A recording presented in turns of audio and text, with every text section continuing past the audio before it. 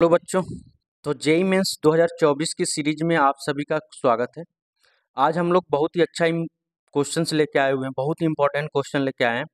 इस तरह का क्वेश्चंस आपको जनरली हर साल देखने को मिलेगा, किसी ना किसी एक सेट में इस तरह का क्वेश्चन जरूर देखने को मिलता है। क्वेश्चंस क्या है पहले एक बार पढ़ लेते हैं, उसके बाद मैं इसके कॉन्सेप्ट को बताता हूँ कि ये क्वेश्चन किस कॉन्सेप्ट पे लगेगा। और अगर वो कॉन्सेप्ट आपको समझ में आ गया तो आप किसी भी तरह का क्वेश्चंस होगा आप उसको अप्लाई कर सकते हो। जैसे हमारे पास क्या होगा, एक मल्टीपल स्टेप रिएक्शन दिया होगा। जैसे मल्टीपल स्टेप रिएक्शन का मतलब क्या होगा कि हमारे पास एक रिएक्शन है हमारे पास एक रिएक्शन है, इस तरह से जनरल रिएक्शन में लिख रहा हूं। हमारे पास एक रिएक्शन क्या है, ए से बी बन रहा होगा, जिसके लिए आर्हेनियस कांस्टेंट A1 हो गया, ठीक है। और एक्टिवेशन एनर्जी क्या हो जाएगी, EA1 हो गई, ठीक है। अब क्या हो रहा है, यही रिएक्शन सेकेंड स्टेप में गई। ये हमारा फर्स्ट स्टेप रिएक्शन है, स्टेप 1 में था, स्टेप 2 में था, इसी तरह से स्टेप 3 रहा होगा, ठीक है। C से D चला गया। अब इसके लिए एक्टिवेशन आर्हेनियस कांस्टेंट की वैल्यू A2 हो गई, और एक्टिवेशन एनर्जी जो होगी वो EA2 मान लेते हैं। ये स्टेप 3 की है, तो इसके लिए हम लोग क्या मान लेते हैं, A3 और EA3 हो जाती है। और हमें मान लेते हैं ओवरऑल रिएक्शन दे दिया कुछ, A से D हमारा ओवरऑल रिएक्शन है, ओवरऑल रिएक्शन, ठीक है, ओवरऑल रिएक्शन। अब इस ओवरऑल रिएक्शन का हमें क्या देगा, इस ओवरऑल रिएक्शन का हमें रेट कांस्टेंट दे देगा। इस ओवरऑल रिएक्शन का रेट कांस्टेंट जो है K इक्वल टू कुछ इस तरह से, K1 के पावर, इसका रेट कांस्टेंट K1 है, इसका रेट कांस्टेंट K2 है, इसका रेट कांस्टेंट K3 है। तो K1 के पावर A इंटू K2 के पावर B इंटू K3 के पावर C। जब भी होगा हमारा रेट कांस्टेंट तो वो हमें हमेशा इस तरह से देगा। कोई और होगा तो K4 के पावर D, या फिर नहीं दिया होगा तो अगर किसी और फॉर्म में दिया होगा तो हम रेट कांस्टेंट को इसी फॉर्म में लिखेंगे कि K1 के पावर A इंटू K2 के पावर B इंटू K3 के पावर C इंटू K4 के पावर D। मतलब आपस में मल्टीप्लीकेशन के फॉर्म में लिखेंगे लगातार इस तरह से। ना तो हमें फ्रैक्शन में लिखना है, ठीक है, फ्रैक्शन में यूज करके नहीं लिखना है कि हम इस तरह से एक्सप्रेशन लिख रहे हैं K इक्वल टू K1 के पावर K2 के पावर B, इस तरह से नहीं लिखना है, ठीक है। हम जब भी लिखेंगे उसको किस फॉर्म में लिखेंगे, तो जब भी लिखेंगे हम उसको मल्टीप्लीकेशन के फॉर्म में लिखेंगे। तो अगर हम मैं ओवरऑल ओवरऑल ये हमारा ओवरऑल है, ओवरऑल रेट कांस्टेंट का जो एक्सप्रेशन इस तरह से दिया होगा, तो अगर हमसे ओवरऑल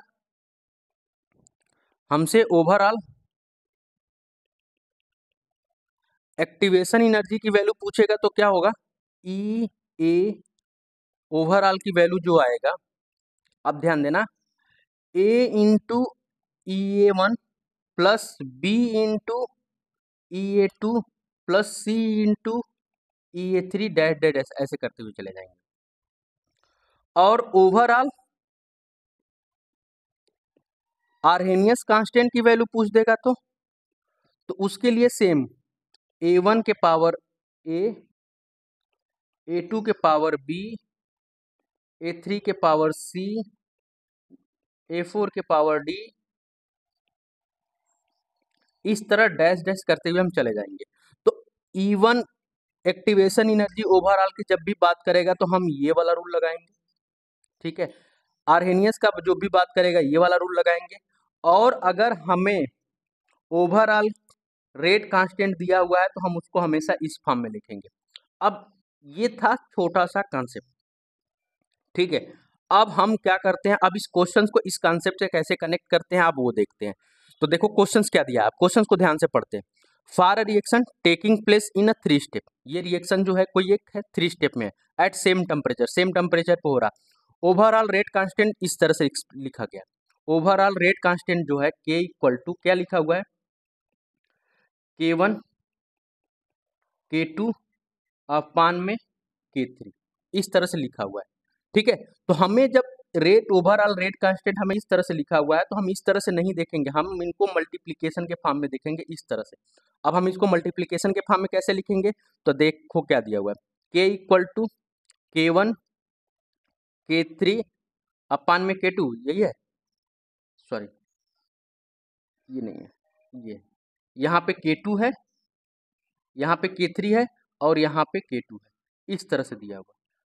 ठीक है, अब हम इसको कैसे लिखेंगे, अब हम इसको कैसे लिखेंगे, तो हम इसको अब इस तरह से लिखेंगे, K1 के पावर 1 इंटू K2 के पावर 1 इंटू K3 के पावर -1, इस तरह से। क्योंकि हमने बोला था कि हमारा रेट कांस्टेंट एक्सप्रेशन हमेशा ओवरऑल ऐसे लिखा जाएगा, तो अगर हमें किसी और फॉर्म में दिया है तो हम उसको ऐसे ही लिखेंगे, इस तरह से लिख लिए। अब यहाँ से अगर हम कंपेयर करें तो A इक्वल टू क्या आ गया 1, B इक्वल टू क्या आ गया 1 और C इक्वल टू क्या आ गया -1। तो अब ओवरऑल EA की वैल्यू हमसे पूछ रहा है, क्या पूछ रहा है हमसे, हमसे क्या पूछ रहा है, EA E2 E3 दिया हुआ है, हमसे ओवरऑल EA की वैल्यू पूछ रहा है। तो ओवरऑल EA की वैल्यू कैसे निकालेंगे, तो ओवरऑल EA की वैल्यू हम निकालेंगे कैसे, A इंटू E1, तो A की वैल्यू कितनी है 1 और E1 की वैल्यू कितनी दिया हुआ है 40, E1 की वैल्यू कितना दिया हुआ है 40, प्लस 1 इंटू E2 करेंगे, E2 की वैल्यू कितना दिया हुआ है 50, प्लस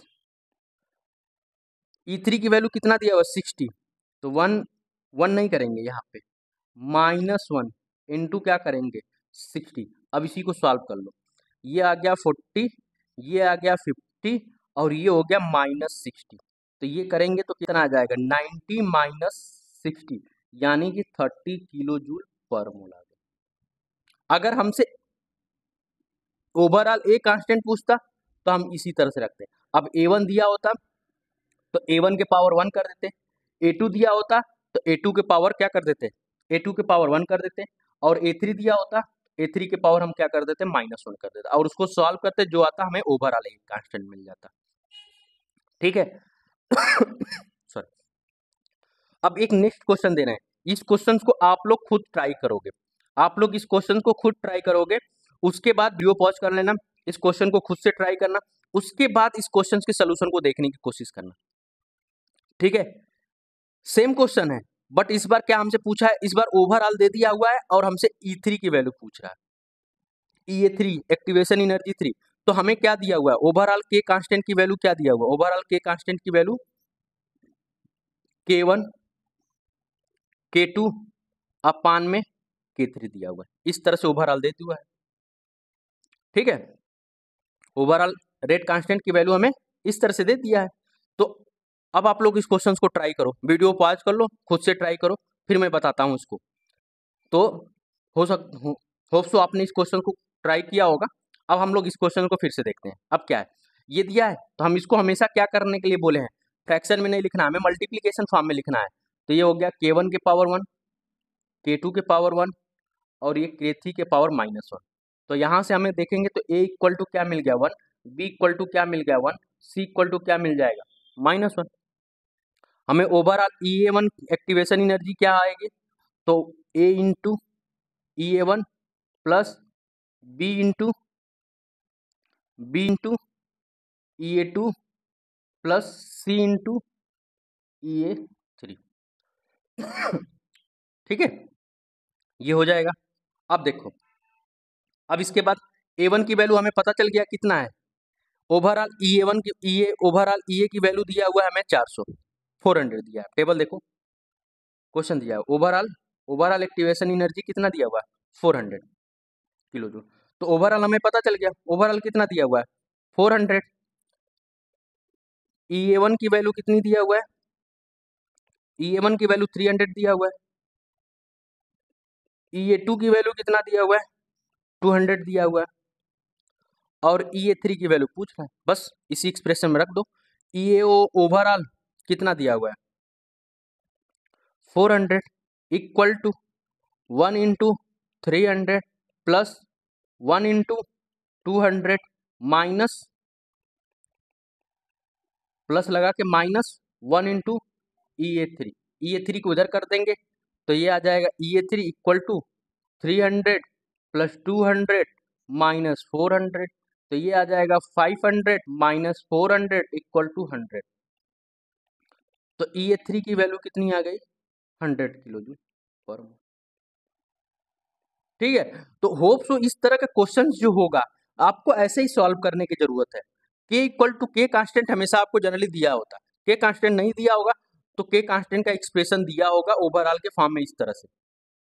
तो ओवरऑल के फॉर्म में दिया होगा तो ओवरऑल कांस्टेंट इस तरह से दिया होता है, तो उसको आप हमेशा इस तरह से सोच के करना कि ये स्टेप 1 है, इसके लिए E1 RNS constant A1, activation energy EA1 और रेट कांस्टेंट K1 इस तरह से दिया होगा।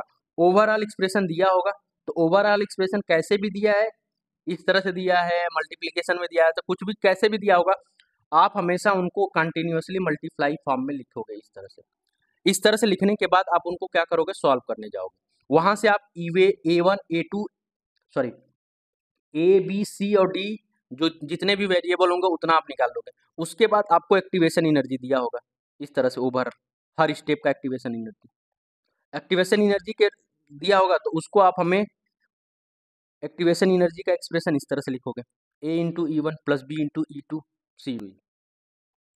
आरएनएस कांस्टेंट का दिया होगा तो आरएनएस कांस्टेंट के लिए एक्सप्रेशन ऐसे लिखोगे ओवरऑल का। ठीक है, तो होप सो आपको ये क्वेश्चन समझ में आया होगा। ऐसे ही और क्वेश्चंस के लिए हमारे चैनल पे बने रहिए। हम यहाँ पे सिर्फ आपको क्वेश्चंस नहीं सॉल्व करना सिखाते हैं, हम यहाँ पे उस क्वेश्चन से के कॉन्सेप्ट से कितने क्वेश्चंस किए जाते हैं वो हम सिखाते हैं यहाँ पे। तो ऐसे ही और क्वेश्चंस के लिए हमारे चैनल पे बने रहिए। धन्यवाद।